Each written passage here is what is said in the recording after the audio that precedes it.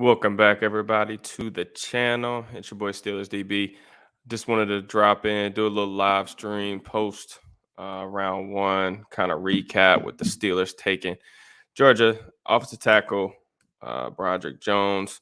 Gonna wait for some more people to kind of get in here. I'm gonna tweet this link out now that we're live. Answer some questions, talk some ball.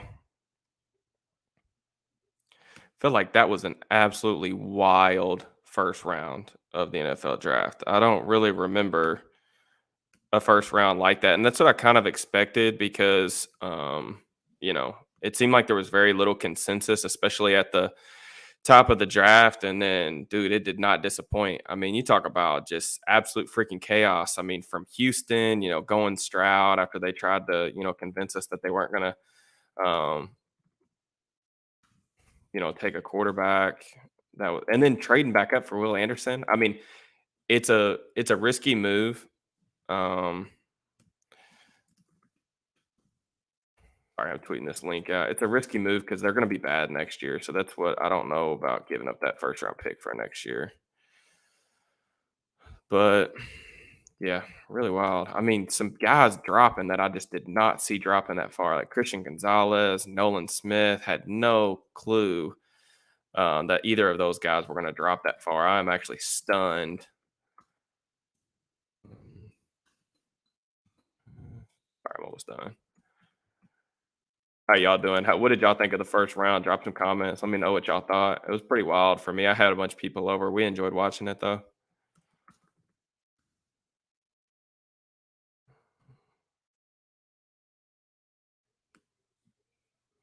Wow, I spelled that wrong. You've got to be kidding me. Yeah, dude. I mean, yeah, y'all talk about a good time to be a Steeler. I mean, dude, what in the world? I feel like the board broke damn near perfect for them, right? To the start of tomorrow. I mean, we can get into some of these to some of these possibilities later in the stream, but sitting at 32 with a guy like Will Levis still on the board, that's prime trade down territory. You know that these guys, these teams that pass on a quarterback, there's probably some team out there, maybe like the Titans. That's a prime team that I'd be keeping an eye on to come up and maybe grab Levis. But they're going to have a lot of options. And, Joey Porter Jr., falling out of the first round entirely. His stock did seem to kind of cool off a little bit this past week. And that was, interesting because, it actually came to fruition. He dropped completely out of the first round. Brian Branch dropped out of the first round, which we kind of knew that his testing would, potentially, hurt him in that regard. But I still think that's ridiculous that he dropped out of the first round because the tape's just so damn good, man. All right, I got it tweeted out, so we should have some more people coming in. Ronald, appreciate you hopping on, bro. Marquise, what's up? Jake, my God. Jake, you got to let me know how you feel about that Van Ness pick, man. I ain't going to lie. It was so funny because I was texting with Smitty. And as soon as Van Ness came across the board, I screamed in my basement. And I'm like, man, yes. And all my buddies were like, why are you saying yes to a Packers pick? And I'm like, that's who I didn't want the Steelers to take. So, but I think you guys definitely have I like the fit with Green Bay a lot better than I liked with the Steelers, especially. So, good day to be a Steeler. I'm seeing a lot of familiar faces from last night's stream and the pre-draft show. So I really appreciate you guys hopping in with me. I'm going to answer. I see some Broderick Jones stuff. We're going to talk a lot about Broderick Jones here in a second. I just want to get to some of this stuff. I'm going to save that question, Mikey. Wow, this draft is a nail biter. Dude, that was freaking crazy. Just absolutely bizarre first round. I am literally drained, and I'm going to be up all night. I'm a third shifter, so I'm off work, and because of the NFL draft, so I'm going to go grind some tape, get some content out there for the morning. But yeah, what a just ridiculous first round. Yeah. Can we talk a little bit about the Jahmyr Gibbs pick? I like Jahmyr Gibbs. He was 26th, I think, on my big board. Definitely running back too. And I like the fit for Detroit. But Detroit getting Gibbs, and who else did they take at 18? Jack Campbell. Another guy that I like and was linebacker 1 for me.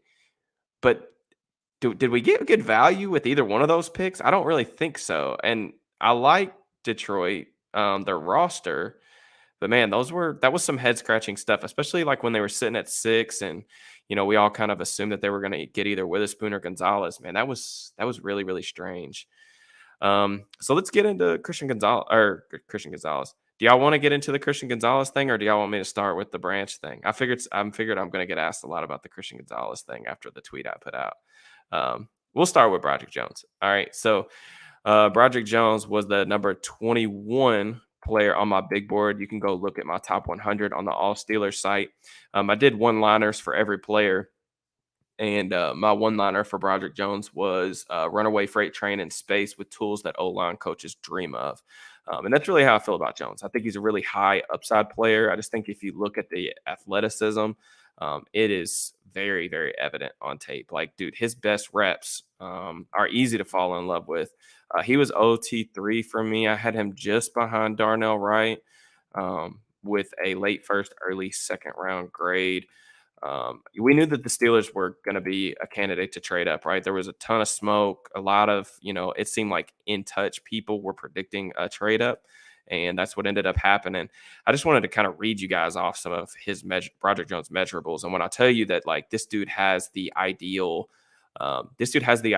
left tackle build for the modern NFL, and typically what, we're looking for in like high upside tackles.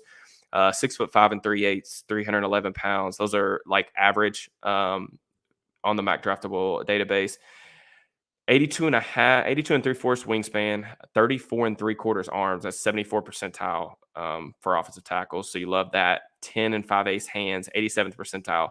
A 1.74 10-yard split, 79th percentile. You see that when he's pulling and on the perimeter and getting out in space. 4.97 40-yard dash, 93rd percentile. Now, how much does the 40 matter compared to the 10-yard split? I don't know, but like, I think if you look at his tape, he's a fantastic mover. And like, that's the number one thing that I really like about him. A 30-inch vertical, really good for an offensive tackle, 108-inch broad jump, 76th percentile for the mock draftable database.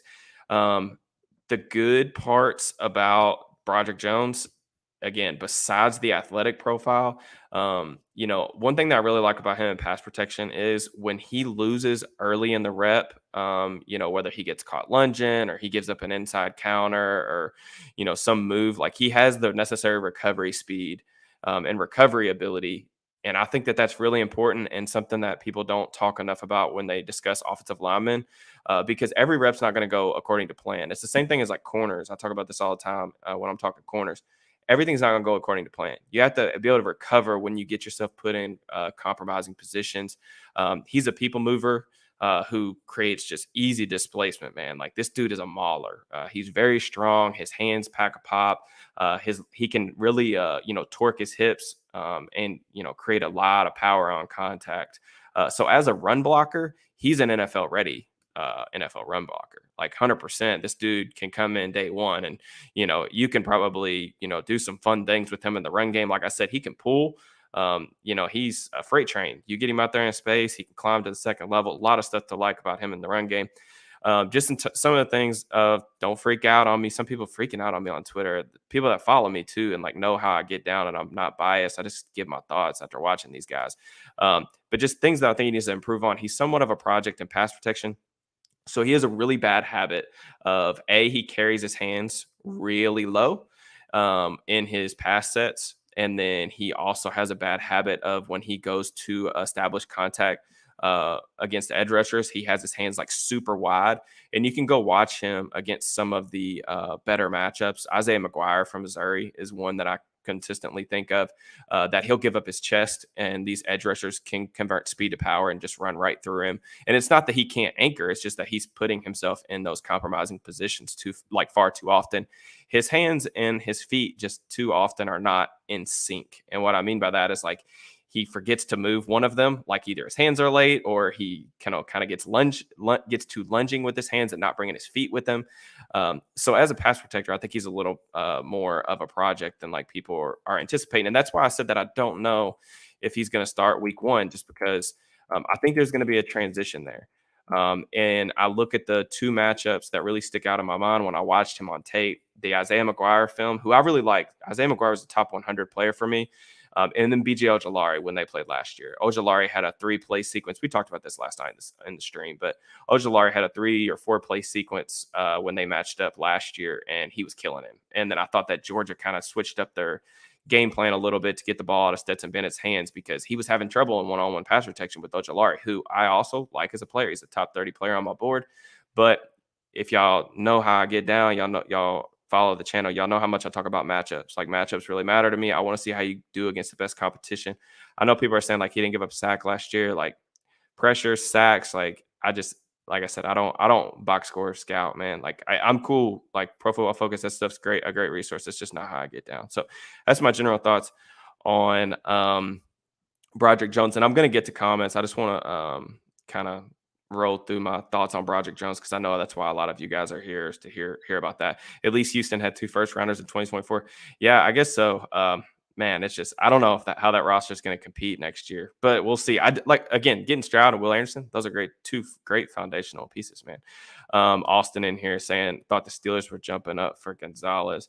So I know a lot of you guys follow me on Twitter, and y'all saw what I put out. But yeah, I got a little heads up on the Gonzalez situation with the Steelers. Basically, what I was told is that the Steelers had Christian Gonzalez in for a pro day formal, visit to the facility the first week of April. And basically, like what always happens, they meet with the coaches, they meet with Tomlin, and Tomlin asked him about, his decision to transfer to Oregon after spending the start of his career at Colorado. And basically Gonzalez said that he was following his position coach and there wasn't really much more just thought to that decision. They got to talking, continued the conversation. And then he talked to Minka Fitzpatrick in the lunchroom later on. Not very many people in the building except the person that told me this information. And he basically, Minka was asking like, hey, how'd this visit go? With Chris, because that's what players do. Like, they see him through the facility. Some of these guys even have prior relationships. They work out together in the off season. All that stuff happens. I don't know if Minka has a relationship with Christian Gonzalez. I don't know, but he asked about him. And then Mike Tomlin basically said that, he didn't think that he had the right competitive spirit, competitive edge that he's necessarily looking for in a cornerback, and that he wouldn't be making his way back to the facility. So basically saying what I got from the source is that they took him off their draft board. So I really like Christian Gonzalez. He was my CB1. He was the number 6th or 7th player on my big board. I really was kind of fingers crossed on that they were trading up to get him. It's really interesting that the Pats ended up taking him at 17 because now him and Broderick Jones are going to be, forever linked together in terms of, NFL history. It's going to be interesting to look back on that trade here in like 2 or 3 years. New England does a really good job developing corners too. So that's something that's going to be interesting. But yeah, that's really the full story. That I'm allowed to share with you guys. There's a little bit of other stuff that I'm going to hold on to for right now, but that's the gist of it basically, and I will say this, when I was in Indianapolis and I was asking, I talked to a couple different scouts while I was at the combine about just certain players, and Gonzalez was one of the guys that I asked about just out of curiosity, because he was one of my favorite players that I watched, and he was universally liked. Everyone in the media there, because it's a big media scrum. Like, I talked to a bunch of media people that are a lot more well connected than I am, and no character concerns, nothing there. There is this idea that's accurate. Like, Gonzalez is a quieter dude. If he's a quieter dude, he isn't this overly demonstrative player like Devin Witherspoon is. But I don't know. I don't know what else it could have been.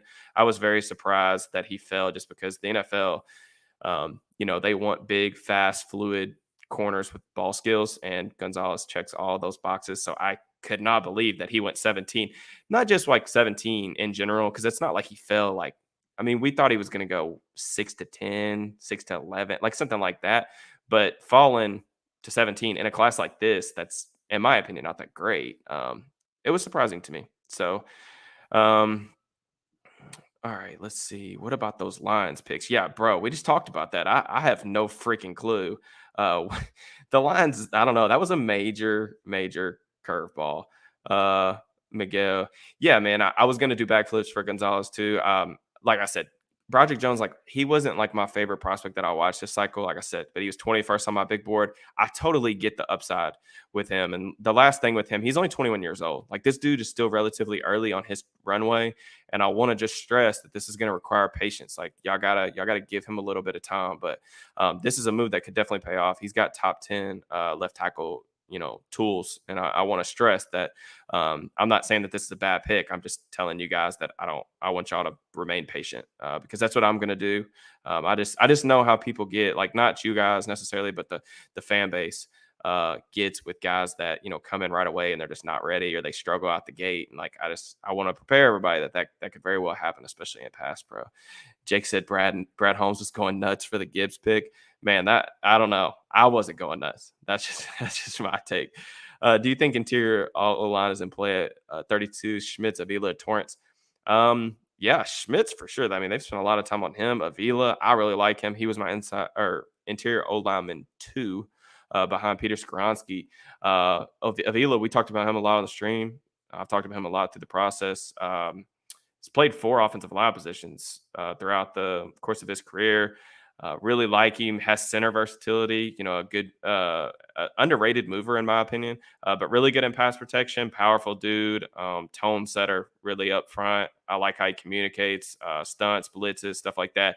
Best thing I can tell you to sell you on Avila, man, is he had, I thought, 2 of his best games against Michigan and then against Georgia. And there was a really good point that Brandon Thornton made about Avila. You can look back at that Georgia game. They're getting just the shit kicked out of them by Georgia at this point. They're down 50 something picks or points, and Avila is still getting after it out there. And I just think that says a lot about his character, and I like that a lot. I think he's going to come off the board really early tomorrow night.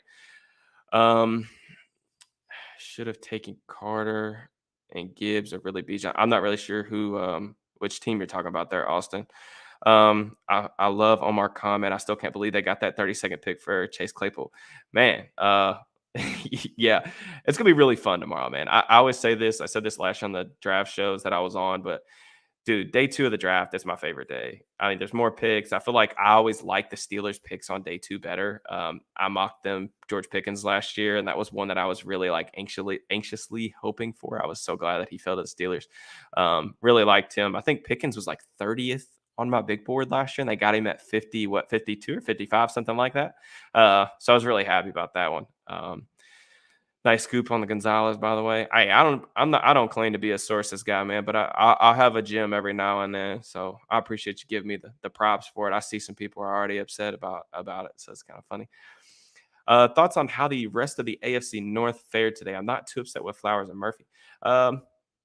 I don't know. Flowers interesting. I think that they needed to get Lamar Jackson more weaponry. I mean, Odell, Flowers, and Bateman. That's a pretty good trio with Mark Andrews.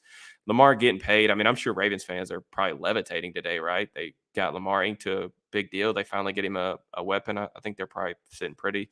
Miles Murphy, lots of tools there. Murphy was a top 20 guy on my big board. I think that, when you look at a high upside edge, Murphy's definitely the guy. His 22 tape wasn't as good as his 21. He didn't really take that next step, but Cincinnati's got some pass rushers, man. You combine him with Trey Hendrickson, who's giving the Steelers some problems in spurts, which makes the Broderick Jones thing even more important, right, for the future. Them bringing in Miles Murphy. They have Trey Hendrickson. You think about all the pass rushers. Obviously Myles Garrett's the big one, but the Ravens drafted David Ajabo. They've spent high picks on Oweh, guys like that. So you need these athletic tackles to come in and play. And I think that Jones, has a significant upside, and I'm excited to see how he develops. One thing I'll say too is I thought that Pat Mayer did a fantastic job with the offensive line last year. It wasn't great, but it was such a significant step up. And I'll preface this by saying, it's obvious that Kendrick Green was this huge black hole that just doomed their offensive line play the year before. So like anything that wasn't a black hole at center, obviously was going to be a step up. But I thought Mayer got the best out of a couple players. Like I thought James Daniels was really, really good. I thought Mason Cole was so much better than what I thought he was. When I watched his tape with the Vikings, I was like, man, like this dude's going to be better than Kendrick Green, but I don't think he's, a serviceable center. And then I thought he was a perfectly fine stopgap, and he wasn't even completely healthy. Kevin Dawson's still what he is, which is a roller coaster. But I thought Pat Mayer did a really solid job with that offensive line group, and I like the idea of giving someone who I really like in terms of coaching wise, getting him a high upside prospect to potentially mold for the future, and you get a potential blindside protector for your franchise quarterback that you're really wanting to be the guy for the next decade. I like that a lot. This was one thing that I wanted to note as well that I have in my notes on Jones was the lack of penalties. That was a good thing as well. So good catch on that.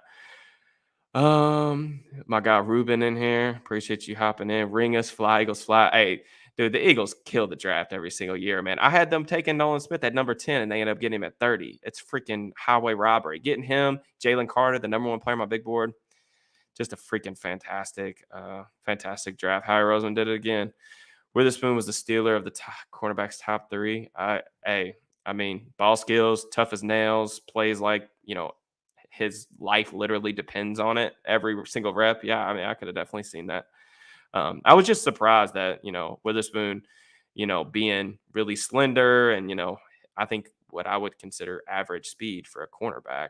I was surprised that he was, he seemed to be universally liked as well in terms of, to the point where he went over Christian Gonzalez. I was just a little bit surprising.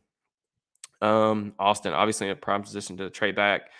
Late 2, late 3 for this pick. Do you do it? I personally prefer the top 50 would keep this pick and the second round pick.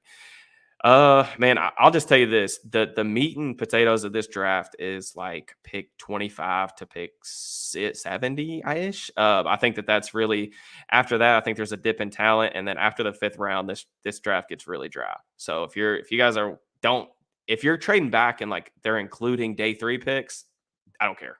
Like, would I be interested in trading back and trying to get back, a 3rd round pick? Because I don't think the Steelers want to go from like pick 80 to pick 240 without a pick. They could trade Kevin Dawson to get a day 3 pick, which is the scenario I've mentioned. I get wanting a pick in that span, but this is just not the draft that you really want to just a bunch of picks back there. But if they can get another to slide back and still get the guy that they want, I also think picking Joey Porter Jr. here is perfectly fine. He was a number 17 player on my big board. Totally am down for that scenario as well. If it's going to be a guy like Tyreek Stevenson, a trade down, with Tennessee to like 40 and then, getting another day 2 pick and then picking Stevenson is perfectly fine with me. You think about Julius Brents, there's some other really intriguing options. Of course, Emmanuel Forms, Deontay Banks also came off the board in round 1. So not everything, but yeah, let's just surprise the Jets didn't go JSN. Yeah, that was talked about a lot, wasn't it? About Rodgers potentially looking at that. Zach, I kind of mentioned a little bit about how far I'd be willing to trade down. I would still really be trying to get one of these corners that I really liked. Porter after the top 4, there was a little bit of a drop off to Emmanuel Forbes, who was my CB5. After that, I had Cam Smith at pick 4, or he was 40th on my big board. Keely Ringo, DJ Turner at 49, Tyreek Stevenson at 53. So I mean, there's still guys there. It's just I particularly would not. I would be all on board. Joey Porter Jr. at 32 is solid value, and he's got like I talked about last night, you're going to have to completely rework his footwork from the ground up because a lot of false steps, locking his hips out, losing reps in press that he shouldn't. But with his length, man, there's a lot of upside there. You talk about Broderick Jones having a lot of upside, like Joey Porter Jr. If you can get him technically set up, and Grady Brown can really fix some of those footwork issues, we're in business. But the number one thing for me in this draft was they have to come away with a cornerback in the first couple rounds that they consider a day 1 starter, not necessarily in 23, but 24 for sure. Because the cut board is really dry, man. Levi Wallace, last year of his deal. Patrick Peterson. I think the last year of him playing corner, he may play safety after that. I don't know, but he's definitely lost a step. And even though I understand the move of bringing him in, there's not a young corner on this team that they're developing. The cupboard's dry. They really need to double dip at corner. And that's why I think you got to get a corner sometime really soon. I see we have a bunch of people in here, way more people than we had in here last night. I'm really surprised by that. I'm glad I hopped on. I'm glad you guys are in here with me. Please please do me a favor, hit the like button. All of you guys that are in here, please make sure you subscribe to the channel. But if you hit the like button, all that stuff really helps me out, helps grow the channel. Um, and I really appreciate all that stuff. What's up, brother? Think John Michael Schmitz. What's up, Chris? JMS might be too old for the Steelers' liking. Thoughts on him at 32 and trading back? Man, John Michael Schmitz, man, like he's an interesting player. I personally never really. I know people were mocking him in round one of the draft. Like the Giants were a heavy team that people were mocking centers to. Schmitz to me is a fine center. I actually think if you're going to go for like a Mason Cole replacement, I think you want a little bit more upside. That's where I would probably roll with Joe Tippmann. I like Tippmann's athleticism and his upside a little bit more. But Schmitz, again, he's a really solid center. He's really smart, makes all the calls up front. They run a lot of zones. So I liked his ability to, reach block, cut off block, all that stuff. He is fine in pass protection, but he doesn't necessarily have a ton of length. But, he would be a guy that I'd be fine with at this point, but it wouldn't be. I would just prefer to get a corner. Guys that I like at that position later on, like Ricky Stromberg, I've talked him up a bunch. Like if you can get him, I know they don't have pick 120 anymore, but if you add a pick and a trade back somewhere in the third or fourth round, I'm all on board on getting Ricky Stromberg from Arkansas. I'll be going crazy at Brian Branch at 32. Man, that's a scenario we really got to talk about, right? Like Brian Branch from Alabama. I interviewed him at the combine. He really like idolizes Minka Fitzpatrick. They have a good relationship, I think, from what I remember. Branch, man, like he's the number 12 player on my big board. I'm not concerned about the testing. Like the 10-yard split was perfectly fine. The long speed is a little bit of the concern, but like he's going to be in the slot. So that is mitigated just a little bit in there. Just this dude, the way I described him, like for the last several months, he's a supercharged Mike Hilton. Like everything that Hilton can do as a blitzer and against the run, Branch does that. And I think he might even do it better. That may seem blasphemous because I know Hilton's one of the best in the game at doing that, attacking the line of scrimmage. But you need Branch to blitz and run through a running back's face and pass protection. He'll do that. You need him to take on blocks and stop the run. He'll do that. You need him to cover different body types in the slot. He can do that. He had some really clutch plays last year for Alabama, man. Super smart player. I think he can play safety. If you needed to play deep half, even some free safety. I know he hasn't done it a lot, but I think that he can totally do it. And he's a great value at that pick, man. I'm all in on Brian Branch for sure. Man, Joey Porter Jr. at 32 would be dope, man. I didn't think he'd be available here. Who do you want tomorrow? I keep going back, Branch or Porter Jr., if they're staying put at 32, those are good picks. I've long said that Keanu Benton is the guy in this class I think that just looks like a Steeler. Just some of the things that he could do. He played a lot of nose tackle at Wisconsin. They have a very familiar front like similar to the Steelers. You think about, guys that they've had come out of there, Wisconsin, Isaiah Loudermilk, a guy. But Benton's played some zero tech. I think he's honestly more of a 3 tech at the next level. I thought he showed himself well at the Senior Bowl. He's an improving pass rusher, but this dude's just really powerful. I think his hands are awesome. He can shed blocks. He can, play the run really well. I think he can come in and do that from day one. So those are some guys that I really like. Trying to see. Let me look at my board to see who's available. Andy DK Uzama, if they were going to take an edge, that's who I kind of thought that they may take. Darnell Washington's still on the board. He's an interesting name at 32, I think. Could they go tight end that early? I don't really know. But yeah, I'll still keep plugging away Quan Martin. That's an off the board, kind of out of the blue type pick. But if they didn't want to spend 32 on Branch and they wanted to trade back and get more draft capital, or they wanted to take a corner there and maybe get a slot corner later, slot corner safety later, Quan Martin from Illinois, it's one of my guys, man. He's top 50 player for me. I'm high on him. My buddy is a Lions fan. He's crying and throwing up. Hey, man, we all been there. We all been there where we didn't like our favorite team's picks. The fact that Joey Porter Jr. is there is insane. Yeah, I mean, maybe Khan and them knew something that we didn't, and just in terms of where he was, valued consensus. Think they'll trade Dotson. Yeah, I put it in my mock draft for a reason, man. I just think that the Steelers, with them looking into this many interior offensive linemen, whether it be centers, guards, like Steve Avila, Chandler Zavala from NC State, who Pat Meyer went to see him at his pro day, and then they had him in for a top 30 visit a couple days after. Keep an eye on that name.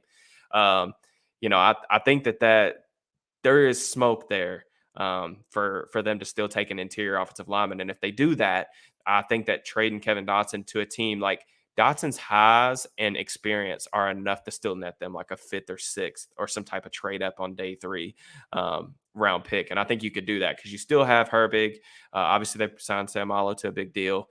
So you really don't need him depth wise anymore if they do select another interior offensive lineman. So, um, this dude's saying NFC East will need 7 offensive line formations against that defensive line, Eagles defensive line.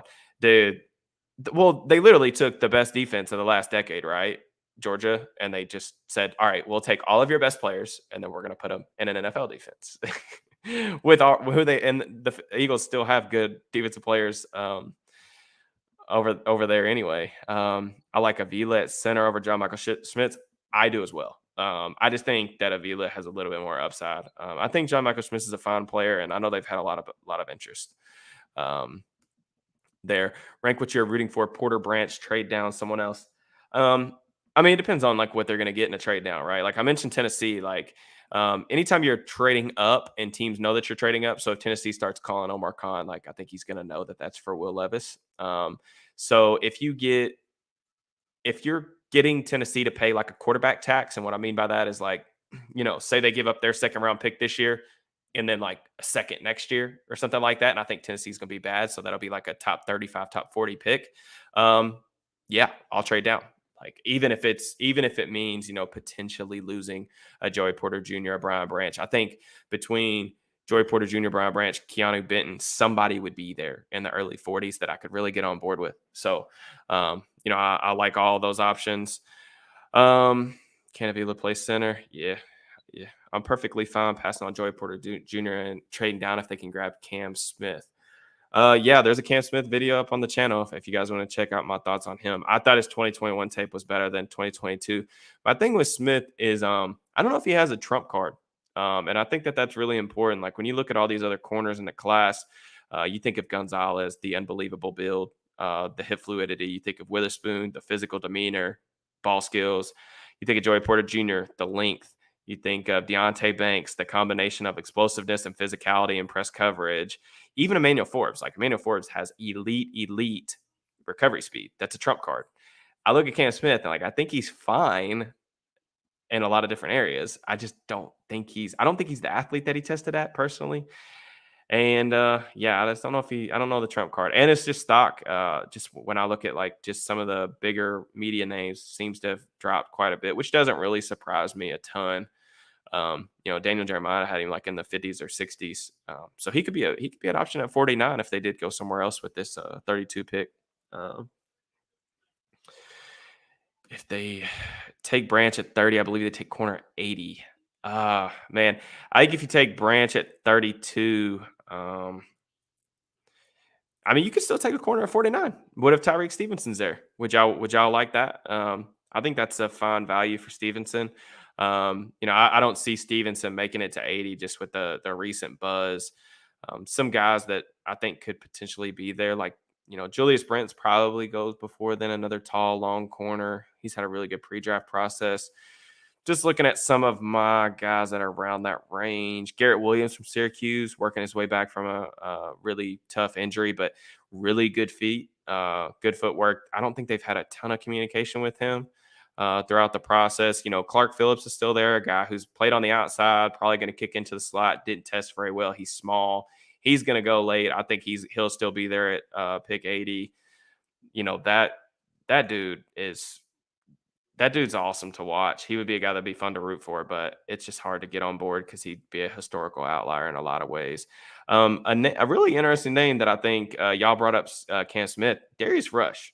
That's a dude at 80. If they did wait on corner, and this is not what I would do. Like I said, I really firmly believe that the Steelers. This is why I would just take Joey Porter Jr. probably at 32 above anything else. unless I got some significant trade back and really good capital tax on it. Because I just think that they need somebody, man. They need a dude on the outside. When you play in a division, Joe Burrow, um, Lamar Jackson, Deshaun Watson. We'll see if he comes back to form. But you just look at the weapons that Cincinnati has, man. Jamar Chase, that dude's not going nowhere. T. Higgins, like there's some rumors out there that they may actually be able to pay him. You got Amari Cooper, who had a really good outing against the Steelers the first time they played last year. Like, you need a dude on the outside, especially if you're going to run as much man coverage and as much press man as the Steelers ran last season. You need a dude. And I think the Steelers are in position right now to get a dude like Joey Porter Jr. Like, if he hits his ceiling, he's going to be a dude on the outside with that length, man. The way that, he can still run. I think his hips like aren't as tight. Like, he's high hipped, but he's not as tight as like people are, I think, saying. Some of the ball skill stuff maybe relevant, but he's consistently in good position. Like, he'll be in phase, he's in the hip pocket, he'll get his hands in the passing lane. Of course, having 35-inch arms really helps in that regard. I thought that he did a really good job of reducing how grabby he was, particularly at the top of the route stem. That was something that I hated about his 2021 tape, and that was why I was actually low on him in the summer or last year when he decided to go back to school. I thought that was a great thing because I really had him even with I had like a day 2 grade on him, like a late day 2 grade on him last year because I thought he was just super grabby. I'm like, this dude's going to be a penalty magnet at the next level. But he went from 10 penalties, I think, in 2021 to 3 last year with Penn State. So massive improvement. I'm just trying to get to some of these comments. Thoughts on Darnell Washington at 49. Hey, put a Darnell Washington I put that on the channel recently. Darnell Washington, man, I don't think he's got the receiving upside that like many other people do. I think he's always going to be like that 4th or 5th option in a good passing game. However, that dude is different as a blocker. And what I mean by that is like just the size. Obviously, being 6'7", 265 is ridiculous for a tight end.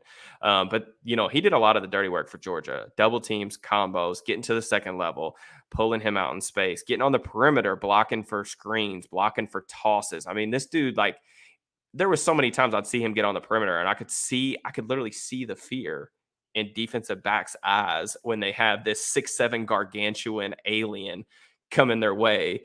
And they just look scared to death of him. And I think that's the thing with Washington. 2 to 3 years in the league, he could be this guy who's still catching like 15, 20 balls. And no one would complain because whether it's Najee Harris or whoever the next running back is for the Steelers would be running for like 1,400 yards because they just are spamming 12 personnel and getting him in line and just running right behind him. The thing with Washington that I think is interesting, and you talk about upside, I don't see the receiving upside because he's a clapper of the ball. He doesn't have natural hands. He can't shift his weight very well, which limits his upside as a route runner. However, I think there's upside as a blocker. He's not very technically refined, and that's the scary part about it, dude. He'll bear hug guys. His hands get really wide, but he's just so damn strong that it doesn't matter. And that's the thing with Washington is like if you can get him with a good tight end coach and get him to refine his hand usage, we're talking about a different blocker. I know a lot of some comps I like for him. I know Mercedes Lewis is the popular one, but I think Martellus Bennett is probably the ceiling thing. And Bennett ended up being a really good player, but it took him a little bit. Like, he's playing behind Jason Witten. It took him a while to kind of get on. A report came out. Steelers thought Joey Porter Jr. was a second round talent. People thought it was just smoke. Hey, maybe that's the case. I don't know. It didn't seem like the consensus thought that he was. And here's the thing too, which is what I was going to say about Broderick Jones being like a late 1st, early 2nd round guy on my big board. There's just not a lot of 1st round grades. Like, you guys hear every year, right? Like, that the NFL like normally only has like 20 1st round grades, whatever. Like, even in the draft media, who are typically more easy, it's easier to get guys like me who just like draft analysts to give out 1st round grades. And like, I even only gave out like 21 this year or something like that. I had to go back and look at the exact number, but it wasn't very much. So guys like Porter Jr., he did have a 1st round grade for me. He was 17th on my board. But, that's the thing. There's a lot of 2nd roundish guys that got picked tonight. And, it just is what it is. You can only pick from the guys that are available, right? I mean, just is what it is. Chris Carter keeps saying Benton, year 2, 3 guy. Yeah, I mean, like I said, man, there's not really very many things about Keanu Benton that I don't like. I think he plays a little high at times. And again, I personally would like to see him play more three tech. And the Steelers might play him at nose next year because, they don't really have that nose tackle just to get him on the field a little bit more. Um, Steelers value relationships too much to pass on PZ Jr. We'll see, man. I guess we'll find out tomorrow, right? They seem the safety value safety more than corner historically.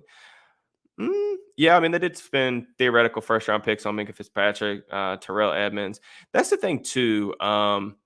I think that's tough about the cornerback discussion. I'm not going to go on this rant because you guys have heard me go on this rant if you guys have followed me on Twitter. But a lot of people are saying like, oh, the Steelers can't develop cornerbacks. They suck. They can't coach them up. They draft the wrong guys. They can't evaluate the position.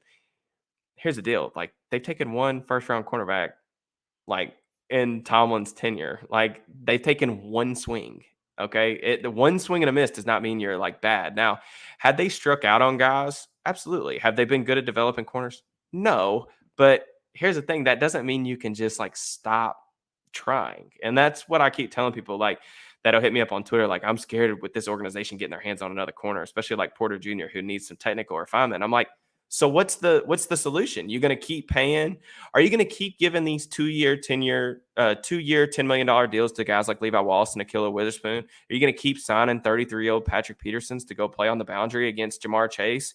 And then you guys, all of us get frustrated when Burrow throws all over them and it looks really easy. And that's not what we want, right? Like you got to take the swings, man. Like the old saying, man. Scared money don't make money, right? So it just is what it is.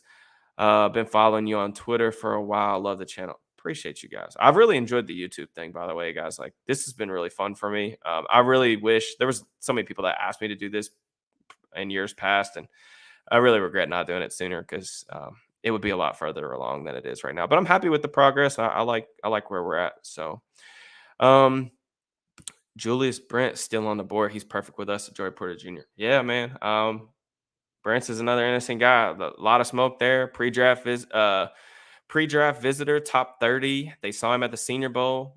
He had a really good Senior Bowl week too. I thought that he's been one of the guys that's really helped himself through the process. Brent's is the only question mark with Brent's is with the way that he plays at the line of scrimmage, he doesn't necessarily have the recovery speed that I think Porter's definitely got a little more juice to him in that regard, but both kind of similar guys in terms of just being tall, long. I like Brent's better, I will say, playing off coverage.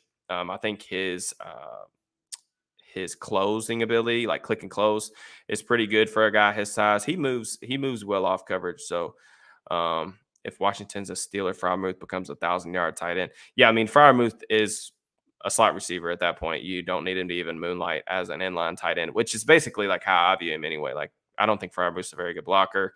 You guys have heard me probably rant about that on Twitter, but he gives a lot of effort. I like Pat a lot as a receiver. He's almost become underrated. I think in the fan base, people are saying we need more weapons. And I'm like, dude, they've got George Pickens, Deontay Johnson, Pat Freiermuth, and then Allen Robinson is your fourth wide receiver. And after I watched the Allen Robinson film, I'm on board with that as the fourth option. So he sounds like Mercedes Lewis talking about Washington. Yeah, he is.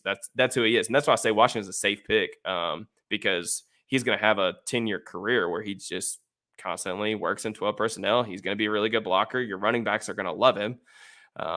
So Eddie, we already went over this a little bit, keeping the 32 pick or trading it. I'm open to whatever, man. Like I'm trying to keep an open mind. I like the idea of Porter. I like the idea of Branch. I could see them taking Keanu Benton there. If they want to trade back, Tennessee's going to come calling, man. I really think that Tennessee could potentially get up and try to grab Will Levis. They're a team. Another team that you guys would have to look for me because I don't have it up. Tampa Bay has the 50th pick. They were kind of oddly in on Levis, I think. From what I understand, they brought him in for a pre-draft visit real late in the process.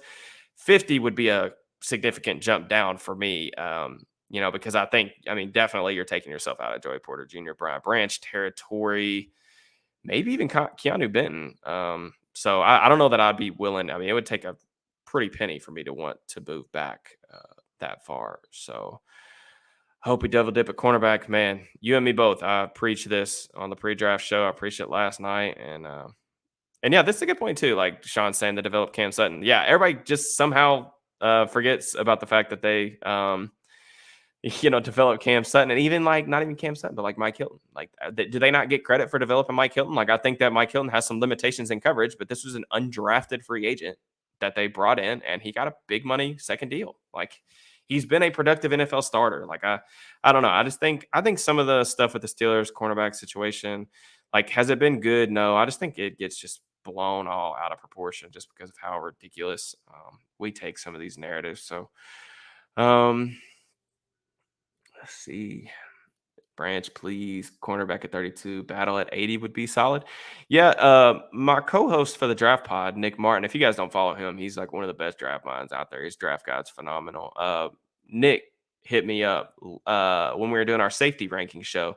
I ranked Jordan Battle as the fifth ranked safety. He's actually, I think, my 80th player on my big board now that I look at it. Jordan Battle reminds Nick of Ryan Clark. And I thought that was an excellent comp because I think that Battle is a really safe player who doesn't have any glaring weaknesses, but I don't know that he's ever going to be like a impact starter. But I do think he's a starter potential type of player. So um, this man Smitty, Broderick Jones, eh? Hey, how about Smitty, man? Here's the deal, man. Y'all gotta start showing some respect to me and Smitty, man. I know you guys do. I'm just saying, like, the bigger audience gotta start showing some respect to me and Smitty. Smitty called Broderick Jones, and not just called Broderick Jones to the Steelers, but called a trade up with the Patriots for Broderick Jones. So shout out to him, man. That's a hell of a call. Smitty, my guy, man. That's one of my favorite people on Twitter. So but yeah, it'll be interesting to see what happens, man. I think we covered a lot of the names that are going to be on day two. If y'all don't mind, again, just a reminder for everybody watching, please hit that like video, hit the subscribe or hit the like button on the video, hit the subscribe button on the channel. Appreciate everybody getting on and chopping it up with me. I really don't want to get off. But I really got to get off soon. So I'll take a couple more questions if you guys have them, because I've got to start working on the film room episodes. And by the way, like, y'all do what you want. I'm just saying, like, I'm going to drop film room reviews on all of the prospects the Steelers draft, as soon as I possibly can. So, like, if you guys are planning on staying up or being up early in the morning and you want to watch some Broderick Jones film and get my take on him from an in-depth perspective, you might as well hit that notification button on your way out, because I'm going to have it up. So I'm not even going to sleep until I finish that. So I'm about to go to the gas station, get some monsters, and then I'm going to work on the Broderick Jones video. So couple more questions. Oh, this is a name that Smitty and I talked about last night. Tomlin going to pull a Vin Diesel and take Joey Porter Jr. and Herbig tomorrow. Family. That's a classic line. Elite call for Smitty. Hell yeah. Yeah, Herbig, man. Like, we talked about, there was like Fowler talked about that Nolan Smith wouldn't make it past 17. That ended up being wrong. But there was some smoke around Nolan Smith to the Steelers, whether they viewed him as an off-ball linebacker, if they viewed him as that third edge guy, that developmental piece to develop, just in case Alex Highsmith, ended up walking in free agency next year. Because here's the thing: are the Steelers going to want to pay $50 million a year for T.J. Watt and Alex Highsmith? I mean, if they do, cool. I like Alex Highsmith a lot. 14 and a half sacks, like, he's a baller. I just know that some teams are weird. They haven't been really willing to pay two edge rushers in the past, even though that's the most important position on their roster, or defensive side of the ball, at least. So I think you've got to, consider taking an edge rusher here on day two. And Nolan Smith was one of those guys that I thought that the Steelers may take a little bit earlier than we thought. And Herbig, that's why I brought that. That's why I think that's interesting. Herbig, is an interesting pass rusher, man. Like, his hand usage, pretty good. And I think he can actually, like, stack and shed blocks. A really interesting player. He's going to have to move off ball because he doesn't have a ton of length, and he's like sub 230 pounds. Nolan Smith's only about 235, 240, but he's just a freak of nature. Herbig's not quite that. He's not quite that level player. But if they took Herbig at pick 80, I think that would make a lot of sense. Monsters, plural.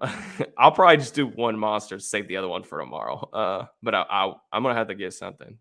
because I haven't slept very much this week, as you guys can probably tell on my eyes. So Philly's going to use him like Parsons, and I'm going to throw up. Yeah, off ball linebacker early, and then let him rush the passer on passing downs. That's definitely gonna be the case, man. Philly, man, like I said earlier, they destroyed this draft yet again. They're the clear favorites in the NFC. I mean, if the Chiefs didn't have the best quarterback in the game, I would think they'd be Super Bowl favorites. It's just I'm not betting against Patrick Mahomes, man. I said that last year during the playoffs. I can't bet. The NFL is a quarterback position or quarterback league, and this is just how it is, man.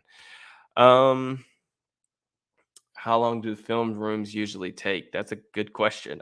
It depends on if I've watched the player before. Most of the guys that are up on the channel, I did watch prior to like putting them up. The film rooms themselves don't take me very long. It's just a matter of like clipping it and the production. Clipping the films, especially if I've watched the games before, don't take that long. But I'm actually going to watch some stuff from Jones that I haven't. I have every single Georgia game on my laptop from last year. Every single Georgia snap that he took. So I'm going to probably watch some games that I didn't watch the first time, and then I'm going to cut up some clips that I still have in my brain from when I watched him earlier in the process.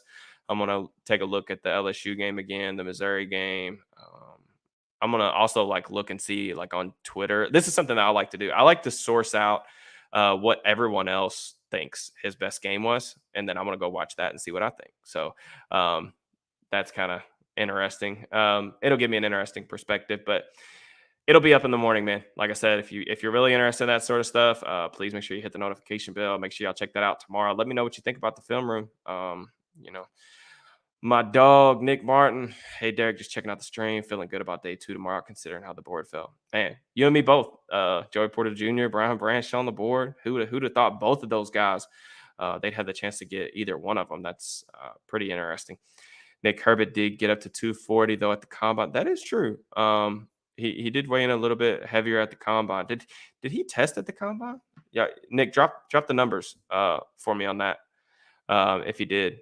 But I'm going to sleep. Saw you were live. Let me know if you're trying to make something shake tomorrow. I don't know. Y'all want me, Zach, and maybe Nick, or I don't know. Maybe I can convince Noah for another pre-draft show tomorrow. Would y'all be feeling that? Let me know if y'all are feeling that. I mean, I'm down. Y'all know I'm down. I mean, I'm streaming at 1:00 in the morning post draft on a Thursday night, Friday morning. If y'all are down for that, if y'all want another pre-draft day 2 stream, y'all hit me up. Let me know. Y'all show some love, and maybe I can make something shake for you guys. I'm down. It's just a matter of convincing these guys. Nick, yes, 4.6540. Forget if he did the other things at the combine. Interesting. 4.6540. That's good. That's Steelers edge like. Keep going, Brady. People like you that make the offseason interesting. Don't work too hard. Nah, man, this is not work. What I work. My work is my day job, my career. This is fun. This is all a cherry on the top. I absolutely love this stuff, man. If you guys can't tell, like I get really excited about this stuff. The draft process is kind of my baby. This weekend is my favorite weekend of the entire year. So this is not work to me. This is fun. I love talking ball with you guys. So yes to tomorrow. Yes to tomorrow. Jake saying he'll watch that. Jake, hey man, if you try to come on and do something, holler at me. I'll be willing to collab. Nick saying he's down. Wesley's down. You, Nick, Zach would be fire. Nody's on. Ronald's Lions, Raiders, Rams right behind us. We're gonna wait to take quarterback with Levis Hooker still there. Hold on. The Raiders. That's an interesting thing right there, man. The Raiders had connection with Levis throughout the process. My one of my favorite dudes on Twitter, man. He's like one of my favorite follows. Guy I'm really cool with, Marcus Johnson from Tape Don't Lie. He's me and him have talked a lot about Levis. And I actually asked him, I said, at 7, who would the Raiders take, Stroud, Levis, or Gonzalez? And he literally hit me up, said Levis, Gonzalez, Stroud in that order. He said, but he thinks, he didn't know that obviously Tyree Wilson was going to be on the board there. I don't think many people did. Apparently the medicals were a late thing that kind of came out late. But So yeah, the man, I actually really like Levis's fit too in McDaniel's system. Like if you look at some of the stuff that McDaniel's likes to do, like throw into the middle of the field, that's kind of an area where Levis, I like what he does. So with that quick release, rocket arm, I could definitely get down with that. Let's look at the trade value chart. This is an outdated way of looking at things, but Vegas is at 38. So that is 70 points on the old mock. That could get them pick 109. Do we think that's worth it if to pass? Do we think pick 109, a fourth round pick? Do we think that's worth it to potentially pass up on Joey Porter Jr., Brian Branch? What's the chat think? Um, they do have a lot of draft capital. Let's look at that. I'd share my screen, but you guys would be like honestly appalled by how many tabs and how many programs I have on my screen right now. So don't want to do that. I don't want to scare you guys. Let's look at yeah. Vegas has 2 fifth-round picks. They have holy hell. They also have pick 100, which is at the end of the third round. Now, would that change your all's mind if they could get into the third round, pick 100? Would that be worth it to move back to 38? Let me know what y'all think about that. It's a universal no on getting pick 109 or whatever I said. Uh, Pick 100 though. That's an interesting one. I don't know, man. I'd probably just take Porter. I really would. Now, if you get Vegas to pay some type of tax and say you got some crazy haul, like you got pick 70, I would think about that. Because I think then you could really get aggressive about, there's Herbig right there. Like that could add a pick for Herbig. I'd probably still take Joey Porter Jr. Like now that I'm looking at the board, man, like let me look and see like my big board on like who's still available. That honestly, like that first round, like it was crazy, but there's not too many guys. Keely Ringo's still on the board. He's a little later for me. DeJuan Jones, of course, I think he's off the Steelers board from what I've heard. Um, Keon White's an interesting name. They brought him in for a visit, had a formal with him at the combine. He's not a guy that I particularly love. Older prospect who I think still needs a lot of polish to his game. Um, Gervon Dexter, he's a guy who I think that I've mentioned this 500 times, but Dexter, Benton, or Mozzie Smith, I figured that one of those 3 guys would end up being a Steeler by the end of the draft weekend. So yeah, Taylor, I'm not talking about 70 and 100. I was just talking about one or the other. I don't think they can get both. That would be kind of crazy. Is Joey Porter Jr. your highest graded corner left? Yes, he is my highest grade corner by a good amount because Porter was the 17th player on my big board, and the next highest player would be Cam Smith at 39, Ringo's at 44, DJ Turner at 49, Jartavius Martin slot slash safety at 50, Tyreek Stevenson at 53, Brent's at 65. Those are kind of the guys that I have ranked really high. But there's some guys that like there's some other players I really like. Like I said, the depth at corner is really nice. Corey Trice from Purdue. Nick has really talked him up a lot. In terms of I like Porter, but trading down still the move. I don't know, man. Like if I could have told you, let's just play a little game. Like if I could have told you a month ago that the Steelers were going to come away with Broderick Jones and Brian Branch, would you all have even or Joey Porter Jr. like either one of those 2 scenarios? Like, what would you guys have told me? Would y'all believe me? I don't think so. So like I think trading down, like yeah, I totally get it. Like adding more picks, it's just like you're gonna trade down potentially too far to where you're not gonna get one of those guys that just completely fall out. Nick saying Corey Trice, Joey Porter Jr. press man heaven. Yeah, just get real physical, man. Let's just get all the giants with the go Inspector Gadget kind of arms. Do you like Adebawore? Nick likes Adebawore. I think he likes him a little bit more than I do. One thing I'll say about Adebawore, I think I don't know what position he plays. I think he's going to be a 3 tech. When he went to the Senior Bowl, it seemed like that was where that was headed. And I think that if he's going to reach his ceiling, that's where it really needs to be at. One thing I'll say, man, the explosiveness is really hard not to get on board with. Um, I think that he could potentially be a guy that we look back on and say, like, how did this dude with this athletic profile slip this far?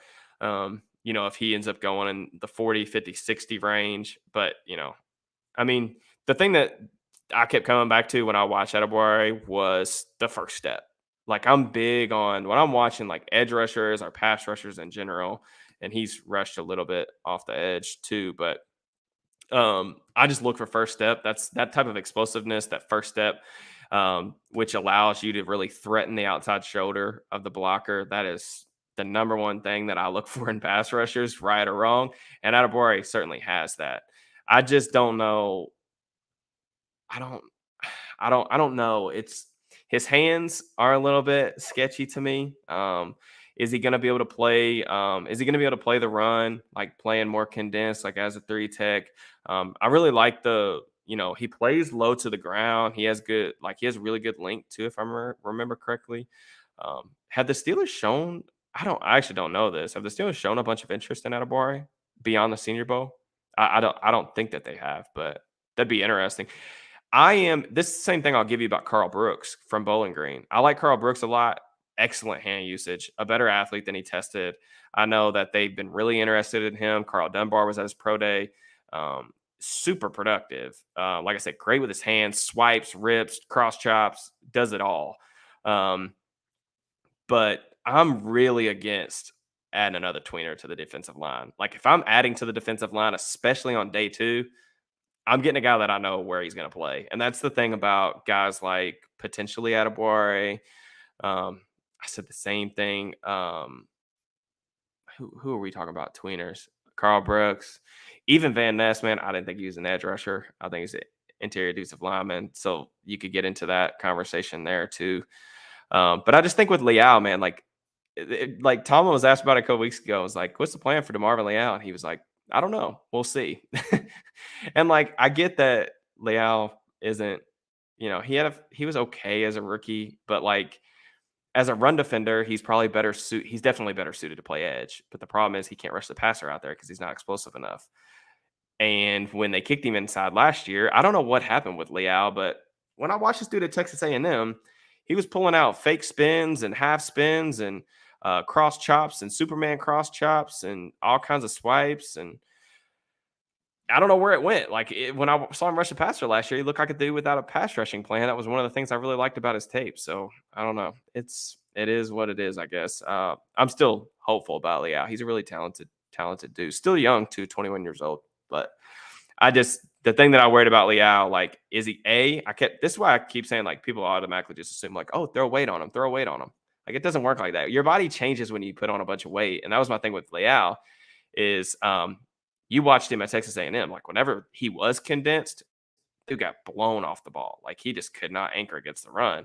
And I said that he didn't have the lower body strength to do it. And then he showed up to training camp and he was heavier. And I was like, okay. I think there was a report out there that he was like 300 pounds. By the end of the season, that dude was not 300 pounds. He looked about 275, 270. So we could be going the opposite direction where he's losing weight from what he weighed in at the combine. But I don't know. I'm not saying I'm giving up on him. I don't want another tweener, though. Like, I think Leal could serve a purpose as that third outside linebacker who rushes inside on, like, obvious passing down situations.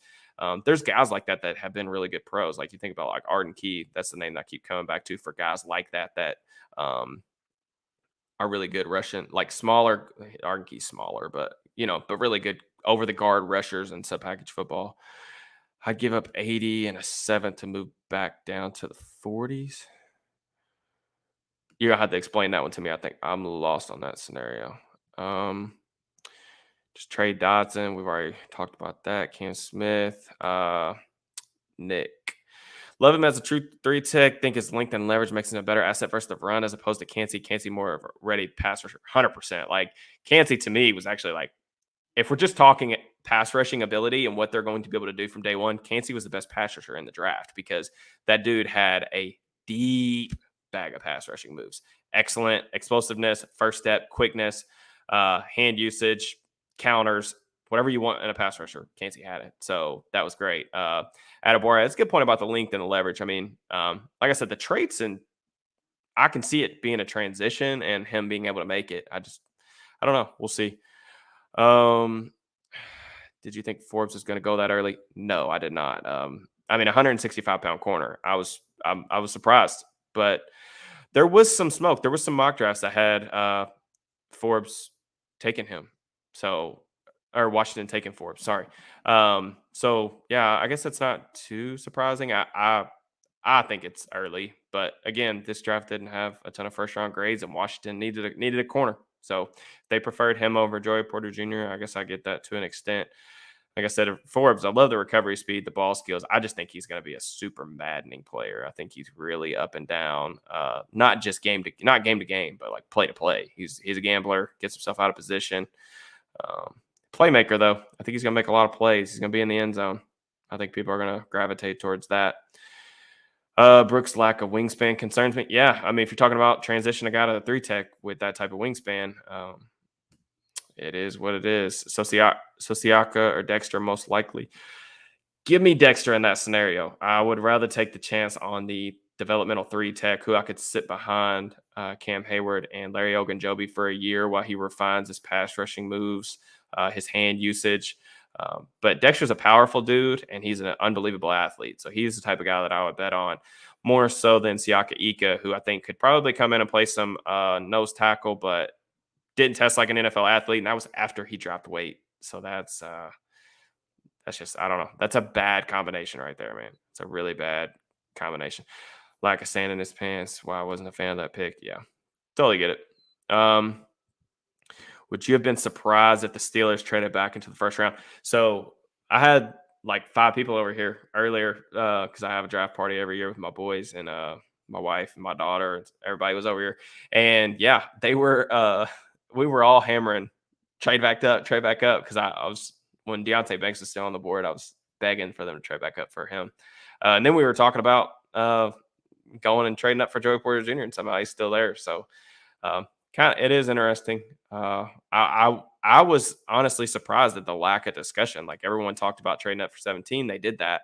Everyone's talked about trading down from 32, but I'm like, man, like what about trading up from 32? You get that 5th-year option. You could get, if someone potentially slides in the first round, like Nolan Smith did, guys like that. Certainly interesting. A lot of head-scratching picks tonight. Gibbs at 12, Forbes at 16, Nolan Smith that late. One of the weirder first nights of the draft. Man, that's the thing about, I think among the gazillion things I love about the draft is like just how unpredictable it is. Like there aren't usually like the head scratchers, like the Cole Strange pick from last year. Like we don't see that a lot. But there are definitely surprises every year. And that's what I love about it, man. It's the best reality TV show that you could potentially ask for. Gibbs at 12, man. That's the one that just they have. So I know DeAndre Swift is like a really polarizing figure because he's just inconsistent. He drives people insane. But Gibbs at 12, when you have Swift and David Montgomery, they just signed David Montgomery. I know they didn't give him like a huge deal, but like you have 2 perfectly fine, I would even argue above average to good running backs in the room, and you trade like, I don't know. It's, to me, if I was a Lions fan, I'm not, obviously, but if I was a Lions fan and I had picks, what did they have? 6 and 18? If I had picked 6 and 18 in this draft without a ton of blue chip players and not a ton of first round grades, and I'm coming away with Jack Campbell and Jahmyr Gibbs, 2 guys that I like, perfectly fine. Campbell is my linebacker 1, Gibbs running back 2. If I'm coming away with those guys in the first round, I'm very disappointed if I'm a Lions fan. And I actually like a lot of what the Lions have done over the past 2 years with Dan Campbell. And I think they're on a team on the upside. I think that their roster's good. They've got a really good offense. They've surrounded Jared Goff with the perfect set of surroundings. But yeah, if I'm a Lions fan, I'm upset about that, man. How did you feel about Bijan at 8? I mocked Bijan to the Falcons. So multiple times, I think. So in my 32 team mock draft, I think I had them trade back a couple of picks and then getting Bijan, but there was a lot of smoke around Atlanta and Bijan, and I freaking love it. Just because in a different draft, like I'm a proponent of never taking running backs in round one. I say that after I just said I love Bijan to the Falcons, but I just love the fit. I think it's fun. I don't. If I was the Falcons fan, I'd probably feel differently because I don't like that idea. But just from a fun football perspective, someone who likes to watch film, I cannot wait to see him in that wide zone scheme of Arthur Smith's with Kyle Pitts, Drake London, even Desmond Ritter, who I think has starter upside. Like I actually think that they've surrounded him with a pretty good environment next year for him to potentially thrive. So yes, it's early for a running back. Bijan, the thing that makes him special, man, is his ability to seamlessly string moves together. Like he doesn't necessarily have the home run speed that Barkley did coming out, or maybe even that Zeke, because Zeke hit some home runs early in his career at Ohio State. But Bijan, man, like the way that he can go from move to move to move. And I thought his vision improved this year too. He can Bijan's got soft hands. He can run routes, like not just like the running back route tree, like your flats, your sits, your options. Like I've seen this dude run posts, run corner routes. Like this dude's a good player, man. That's why I think for him it's a little more understandable because of what you'll be able to get out of him as a receiver and just the situation he's going to step into. Like however many of you guys are in here, go hammer the odds for Bijan Robinson Rookie of the Year because that's who's getting it. I'm telling you right now, like he's gonna run freaking wild behind that offensive line in that system. He's gonna run wild. It's a glove like fit. Glove like fit. Kind of talked about this a little bit. I'm going Joey Porter Jr. They take a corner. I'm going Joey Porter Jr. for sure. I'm convinced the Seahawks. Yeah, 100%. I just don't think that. I don't really remember anyone mocking a corner to the Seahawks at all. And to be honest with you, I would not have guessed that Witherspoon was the guy that they would have taken. And we knew that the Lions were just bullish on Devin Witherspoon. And I think that, yeah, I think it could have just been one of those things where they're like, we're livid, we're moving back, and we're going to take someone else. But yeah, I think the Lions really wanted Witherspoon, man. That was unfortunate for them how that played out. If Christian Gonzalez would have had a good pre-draft meeting with Tomlin, do you think he would have been the pick instead? Not necessarily. I think the Steelers, there was a lot of smoke about them moving up for tackles. Listen here. So here's my thing too. Would I have taken Christian Gonzalez? Yeah. Over Broderick Jones? I would have. But I understand the rationale behind taking a guy like Broderick Jones because this tackle class is below average, and there's not even that many good ones that I think are going to be, especially ones that have the potential like Broderick Jones has, who I think could be a potential top 10 left tackle with time. I just think he's a year away. But do I think how much the pre-draft meeting with Tomlin played in? I don't know. I mean, I just know that they took him off his board. That's what I was told earlier tonight. That's what it is what it is. I already talked a little bit earlier in the stream about why that all played out that way, but it's unfortunate. But like that's the thing. That's why the top 30s and stuff they matter. You're getting checkups on medicals and you're getting checkups on character stuff, and not that his was character related. You're getting checkups on personalities. Like you get to interview these guys again, see what they're all about, see how they would fit into your system and all that stuff. And if they deem Christian Gonzalez not a fit, then I totally get them pivoting and going somewhere else. But yeah, I don't know. It is unfortunate. Like I said, it'll be interesting to see how it plays out, man, because Broderick and Christian will be linked at the hip for the rest of their careers, and hopefully the Steelers are on the winning side of that trade for sure. Do you think the Steelers are trying to trade up for Carter when he fell to 9, got outbid by the Eagles? No, I don't. I don't really know that the Steelers were going to try to trade up for anyone that wasn't an offensive tackle. But yes, Carter was my number one player on my board, so absolutely I would have been on board with that type of move. We talked about this a little bit earlier. I'll say the needle, in terms of the immediate needle, is going to be Flowers to the Ravens. The long-term needle could potentially be Murphy to the Bengals because I think he's got a good amount of upside. He's just not quite ready. But I do like the idea of like not having to rely on him a ton early on in his career, getting to play with Trey Hendrickson. Sam Hubbard's a starting quality edge rusher on the other side. So, Murphy's got more upside. I think Flowers helps the Ravens more right now. But what position you taking at pick 80. We got to see how these next couple go, brother. I keep coming back to like edge, potentially tight end, because I think corner is going to come off the board soon. Maybe a tight end. Does the let me see. Sorry, does the Ravens having Andrews, Bateman, OBJ, and now Flowers worry you? I mean, Ravens are always good, man. Like I don't. I know everybody hates them, but they're always good. When Lamar plays, they win a ton of their games, and they're going to be good. They're going to be a force to be reckoned with. But Steelers got to be able to match up, and like that's what the rest of this weekend needs to be about. Getting this team, getting this roster as good as possible. Um, it is what it is. Lions had to be banking on the Seahawks taking Carter. That's what I was expecting, was that they were going to take Carter. It seemed like they were back on board with that type of thing. So, Tomlin called Joey Porter Jr. right after the Chiefs took the last pick. Tony, you're going to be a Steeler tomorrow. Get ready.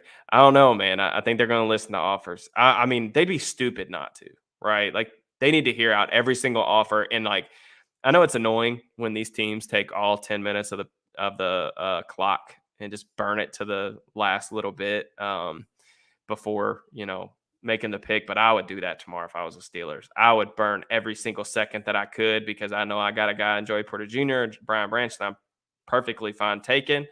But I'd wait and see if I got some crazy offer, man. Because you never know, right? Like, who's to say? I'm just throwing out like wild scenarios, but like, who's to say like the Raiders, or let's just say like the Raiders or the Titans call the Steelers tomorrow and are like, all right, we want Will Levis. We'll give you a first round pick next year. You give us a second, and let's get this done. And like, they swap picks in this year's draft, swap picks in next year's draft, like, and the Steelers have 2 first round picks next year. Like, that's what I'm saying. Like, it would take that type of deal to probably get me to move back more than a couple picks, because I think that every year, right? We saw that. We see this every year. There's a couple first round guys that we think 100% are going to go first round. They don't go first round. And then you're thinking during picks like 32, 33, 34, you're like, man, it must be really nice to freaking pick up here every year, because like they get these steals, first round picks that fell out of the draft for who knows what reason. The Steelers are in that spot tomorrow. That's what's great. I can't wait. It's going to be so exciting. But it's going to take me, it would take me, if I was on Mike Tomlin, it would take me a significant offer for me to just move down, especially with the guys that are on the board. We'll see what happens, though. I think people are asking just who would I look at, but Keanu Benton, Branch, Joey Porter Jr., those are probably the top 3 names for me. Could go John Michael Schmitz. That'd be a little bit of a curveball. They've shown some interest in him. I would definitely say I would rather trade down than that. But yeah, man, I'm excited about seeing how it goes. Where will Levis go? That's the domino, right? Like Vegas, Tampa. I can't really think of like other spots. I mean, could the Saints make a crazy move? I mean, that would be a significant move up. I don't know. Where are they picking? Where's their pick? The Saints would be one. I'm just trying to think. I mean, could the Rams? So let me tell y'all. Let me wrap to y'all this. Like, could the Rams take Will Levis at 36, or could they move up for Will Levis? Because he played in that system, right? The McVay system 2 years ago. Matt Stafford's got a bad back injury. He kind of weirdly like had an elbow injury last year. They had a lot of trouble keeping him off the ground. The Rams roster, I think, is really bad. So I would, if I'm a Will Levis fan, I would not want that to be a good situation. That reminds me of the Malik Willis Titans landing spot last year. I would have hated that. I did hate that. And we kind of see how that worked out. The Titans are a complete disaster, and Malik looks like he may not be a Titan anymore for very much longer. So, the buzz kept trying to gaslight me on Hendon Hooker. I did not budge. Yeah, dude. I refuse. I refuse to believe that Hendon Hooker was going to go first round with a torn ACL and 25 years old playing in a Mickey Mouse system. I'd be really excited about that. Seattle, man, Detroit. Yeah, Detroit. Detroit doesn't have a pick though. Or where's their next pick? Where does Detroit pick next? Somebody put that in the chat because I'm looking at the trade value chart, but this isn't updated from like all the moves tonight. Where's Detroit's next pick? Do y'all know? They could be a team. I mean, I could see the Lions brass and Ben Johnson convincing themselves that Levis has a higher floor or a higher ceiling, excuse me, than a guy like Jared Goff, which I probably agree with, to be honest. I probably agree with that. Lions have 3 seconds. Yeah. I know they got some stuff, excuse me, in those trade downs. But all right, guys, I think I'm hopping off here if y'all don't have anything else for me. Eddie saying 42. Interesting. Yeah, I don't know. I don't think I'd be willing to move back that far, man. I just wouldn't. It's just my opinion. Who knows? They could do it. What time draft kickoff tomorrow? Y'all ask Nick, man. He's in the chat. Y'all ask Nick what time's the draft kickoff. Is it 34, Gino? If it's 34, we can talk about that because 34 would mean they could still get one of Porter Branch or Keanu Benton. And if they're going to give, if let me look at that actually. Hold on now. Yeah, I mean, I don't know. Yeah, I'd probably do that. Go back to 34. I'd be comfortable with doing that depending on what they gave up.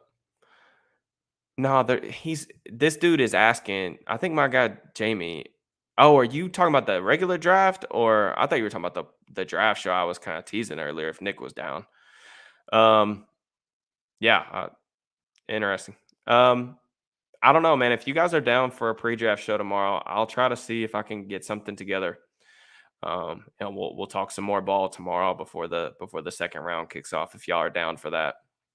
Just do me a favor on the way out. Please make sure you subscribe to the channel. Make sure you like the video. Obviously, if y'all are not following me on Twitter, go ahead and do that as well. I'll have a lot of stuff for you guys tomorrow. Hit that notification bell. Make sure y'all show the video tomorrow. Love. I'm gonna be doing a film room before I go to bed tonight, which I planned on starting the film room a lot earlier. I didn't think I was gonna be streaming for an hour and a half. But here we are. I'm gonna be doing a film room on Broderick Jones. So y'all hit that bell. I'll post it as soon as I'm done, but it'll definitely be up like whenever you guys wake up in the morning. So really excited about that. I appreciate all of you guys jumping in here. Appreciate y'all's support really throughout the draft process, man. It's been awesome. Just the small platform that I've got. I am so incredibly grateful for it. And I try to thank you guys as much as I can for that support because every single time, man, like when I started writing again, y'all supported me through that. And when I started doing the YouTube stuff again, y'all supported me through that. And it's really awesome how many people show up for me. I really appreciate that. So I'm excited about tomorrow. I'm excited about the rest of the weekend. I've got a lot of stuff to do in the next couple hours. But I will see you guys tomorrow. Taylor, Eddie, appreciate you guys. Ronald, appreciate you guys. Y'all been in the chat the whole time. But yeah, you guys have a good one. I'll have a bunch of stuff for you guys in the morning. So I'll holler at y'all later. Peace.